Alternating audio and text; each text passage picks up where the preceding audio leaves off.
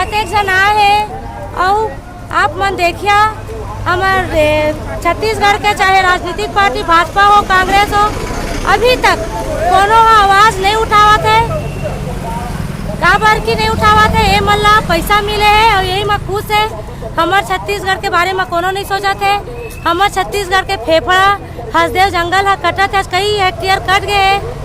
छत्तीसगढ़ हमारे सर्व आदिवासी समाज के मदद तो करता है, लेकिन पूरा छत्तीसगढ़ के जनता ला पूरा विश्व के जितना भी जनमानस है हमन सोशल मीडिया के माध्यम से हमन आह्वान करे हैं कि हसदेव अरण्यल बचाए बर आप मन आगे आओ करके। और आप मन देखो मानव श्रृंखला के माध्यम से 36 प्रकार के जो पौधा है वो वृक्षारोपण करत हैं और हसदेव अरण्य बचाए के लिए एक प्रयास करत है। जो केंद्र सरकार और राज्य सरकार क्षेत्र जाए वही अच्छा है। प्रकृति से खिलवाड़ करना बंद करे, विकास चाहत है, विनाश नहीं चाहत।